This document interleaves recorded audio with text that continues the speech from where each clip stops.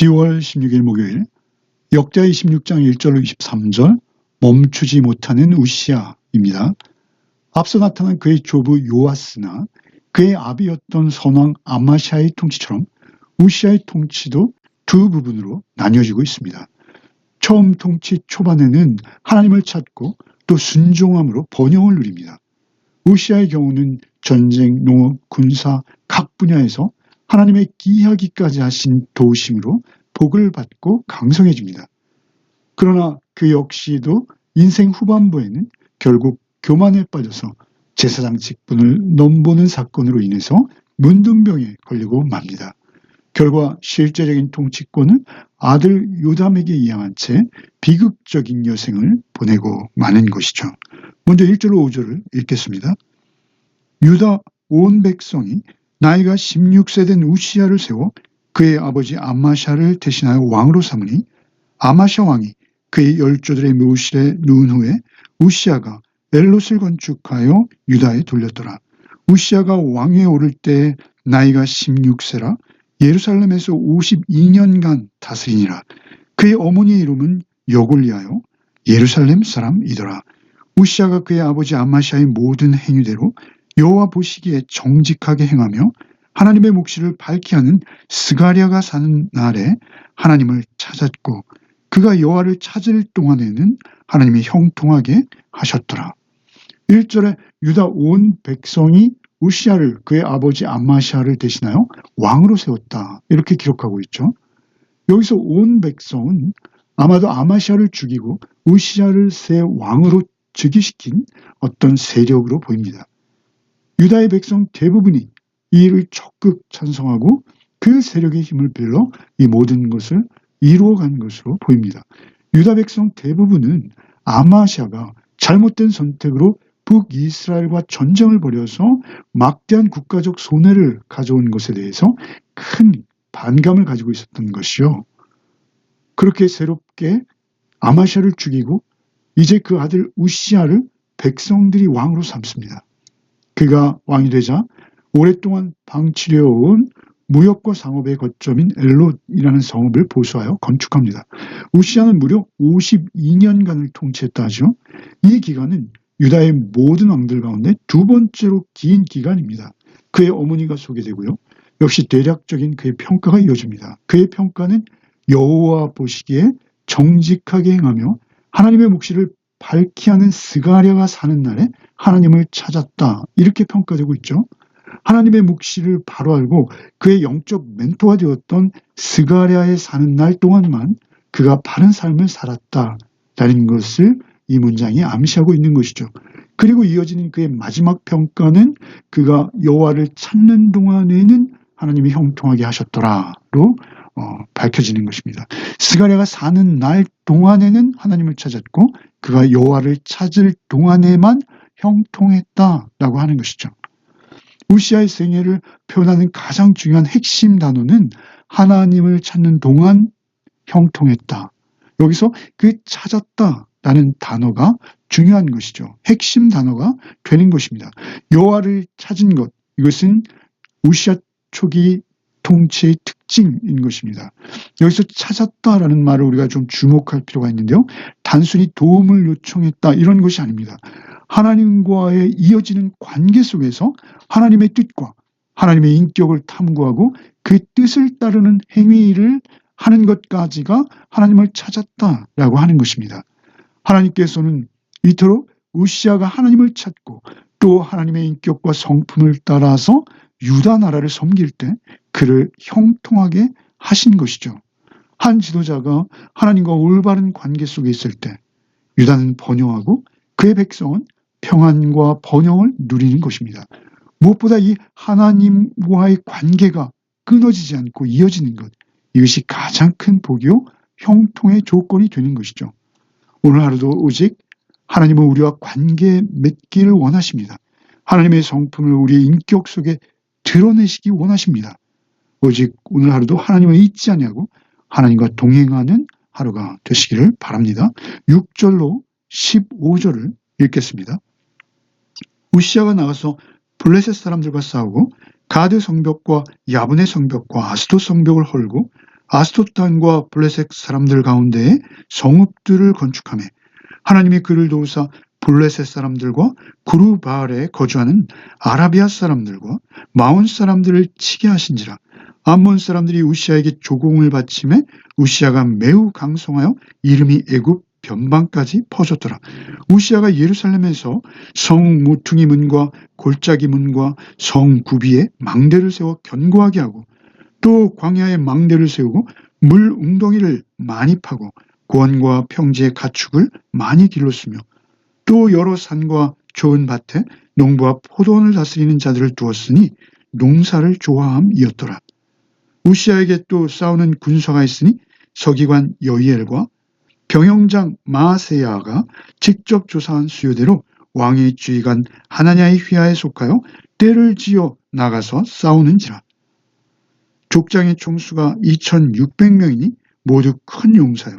그의 휘하의 군대가 30만 7,500명이라 건장하고 싸움에 능하여 왕을 도와 적을 치는 자이며 우시아가 그의 온 군대를 위하여 방패와 창과 투구와 갑옷과 활과 물맷돌을 준비하고 또 예루살렘에서 재주 있는 사람들에게 무기를 고안하게 하여 망대와 성곽 위에 두어 화살과 큰 돌을 쏘고 던지게 하였으니 그의 이름이 멀리 퍼짐은 기이한 도우심을 얻어 강성하여 짐이었더라.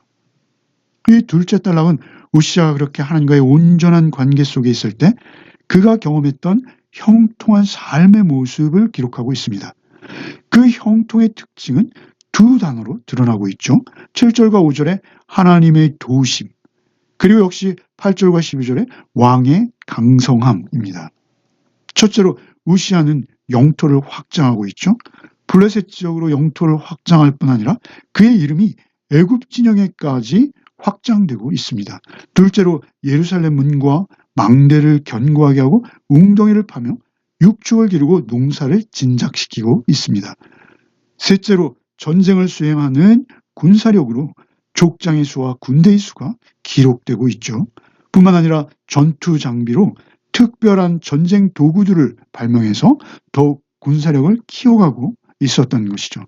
특별히 15절에는 기이한 도우심을 얻어서 강성해 갔다 이렇게 기록하고 있죠.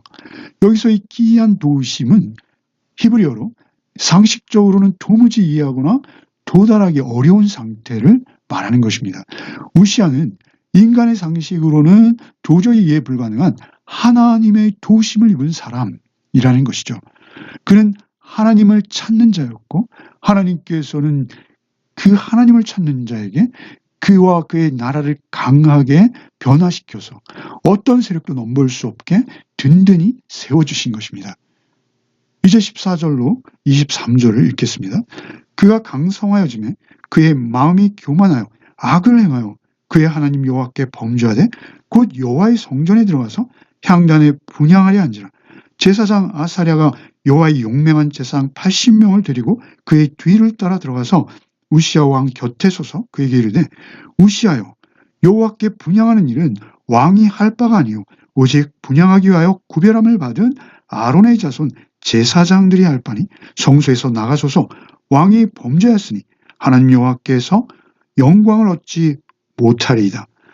우시아가 손으로 향로를 잡고 분향하려 하다가 화를 내니 그가 제사장에게 화를 낼 때 여호와의 전 안 향단 곁 제사장들 앞에서 그의 이마에 나병이 생기니라.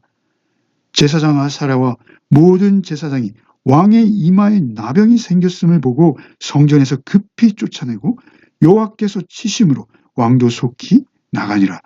우시아 왕이 죽는 날까지 나병 환자가 되었고 나병 환자가 되매 여호와의 전에서 끊어져 별궁에 살았으므로 그의 아들 요담이 왕궁을 관리하며 백성을 다스렸더라. 우시아의 남은 시종 행적은 아모스의 아들 선지자 이사야가 기록하였더라. 우시아가 그의 조상들과 함께 누움에 그는 나병 환자라 하여 왕들의 묘실에 접한 땅 곧 그의 조상들의 곁에 장사하니라. 그의 아들 요담이 대신하여 왕이 되니라. 하나님께서 우시아가 하나님을 찾는 동안 그토록 형통하게 해주셨건만 그 역시 나라가 강성해지자 마음이 교만해지고 마는 것이죠. 그의 아버지 아마시아가 그랬고 그의 할아버지 요아스가 그랬는데 우시아 역시 시작은 좋았으나 그 시작을 끝내 지켜내지 못하고 마는 것이죠. 그는 악을 행하여 범죄했는데 그것은 제사장만이 하도록 율법이 정한 분향을 직접 하려고 하는 것입니다. 우리가 잘 알고 있듯이 하나님 나라의 질서를 세워가는 지도자는 크게 두 세력으로 구성됩니다. 하나는 정치적, 군사적, 사법적 권위를 가지고 백성을 다스리고 보호해야 하는 왕입니다. 또 다른 한 축은 제사장으로서 성전에서 제사를 집례하고 백성의 죄를 속하며 율법을 가르치고 하나님과 백성 사이에 중보하는 영적 역할을 해야 했습니다. 하나님께서는 구약시대 이 두 직분을 분리하셨습니다. 나누셨죠. 한 사람에게 정치적 권력과 종교적 권력이 집중될 경우 교만과 부패가 쉽게 틈탈 수 있게 하나님이 그렇게 하신 것입니다. 완전한 왕도 완전한 제사장도 어느 하나 인간이 온전히 담당할 수 없는 것이었습니다. 하물며 두 힘을 한 사람이 감당하는 건 더욱 어려운 일이죠. 그런데 우시야 왕은 하나님께서 강성하게 은혜 베푸시자 교만해져서 급기야는 이 둘을 모두 자신의 손에 넣기 원한 것이죠. 이에 제사장 아샤라가 생명의 위협을 무릅쓰고 용맹한 제사장 80명을 대동하고 우시야의 분향을 제지하려 합니다. 그러자 손으로 향로를 잡고 분향하려던 우시야가 화를 내죠. 그가 화를 내는 바로 순간 하나님께서 그를 치십니다. 그의 이마로부터 나병이 생기도록 역사하십니다. 이것은 하나님께서 치신 것이죠. 결과 그는 왕궁에서조차 쫓겨났고요. 이제는 죽어서도 왕들의 묘실에 장사되지 못하는 비참한 모습으로 인생을 마감하고 마는 것입니다. 놀라운 것은 구약에서 이 왕과 제사장을 겸한 단 한 사람이 있었습니다. 율법이 있기도 전에 창세기 14장에 등장하고 있는 멜기세덱이죠. 살렘의 왕이요 지극히 높으신 하나님의 제사장으로 일컬어지는 신비한 인물이 있었던 것이죠. 다윗의 후손으로 오셨고 또한 멜기세덱의 반차를 따르는 유일한 대제사장, 왕과 제사장직을 겸할 수 있는 분은 오직 예수님 한 분이십니다. 예수님은 오직 십자가로 사탄과 죄와 죽음의 권세를 꺾으시고 하나님 나라를 세우시고 다윗의 혈통으로 오신 만왕의 왕으로 등극하신 것입니다. 또한 짐승의 피가 아닌 자신의 피로 단번에 영원한 속죄를 이루신 큰 대제사장이십니다. 그런데 더욱 놀라운 것이 있죠. 우리도 잘 알고 있듯이 신약 성경은 모든 성도를 왕 같은 제사장들이라 부르십니다. 우리 스스로 왕이나 제사장이 되는 것이 아니라 왕이시며 대제사장 되신 예수께 속하여 예수께서 우리를 찾아오셔서 보혜사 성령으로 우리와 함께 하심으로 주의 신분과 그 사역에 우리가 동참하게 되었다는 것입니다. 오늘도 교만함으로 하나님의 질서를 스스로 어기고 더욱 높아지려 했던 우시야의 그 교만을 우리는 교훈 삼아야 되겠습니다. 오직 십자가에서 피 흘리셔서 제사장 되시고 또한 우리를 그 피 값으로 사셔서 왕으로 높아지신 주님을 따라 하루를 살아내는 복이 우리 모두에게 있기를 바랍니다. 더 이상 죄의 노예가 아니라 예수님과 함께 죄를 다스리며 사탄의 유혹을 이기는 왕 같은 하루의 삶을 살아내시기 바랍니다. 또한 오늘도 아직 하나님을 알지 못하는 사람들을 위해서 기도하고 그들에게 복음을 전하며 하나님의 사랑을 나타내는 작은 중보자의 역할, 곧 제사장의 역할을 감당하는 하루를 살아내는 복이 역시 우리 모두에게 있기를 바랍니다. 잠시 기도하시겠습니다. 주님, 오늘도 우리로 하여금 우시야의 교만을 거울 삼아 오직 은혜의 자리에 머무는 복된 하루가 되게 하여 주시옵소서. 나의 나됨이 오직 주의 도우시며 은혜임을 잊지 않게 하시고 겸손히 십자가로 왕이요 제사장 되신 예수님만 따르는 하루를 살게 하여 주시옵소서. 오늘 왕같은 제사장으로 세상 속에서 죄를 다스리며 복음을 전하는 주의 사랑을 드러내는 하루가 되게 하여 주시옵소서. 예수 그리스도 이름 받들어 기도하옵나이다. 아멘.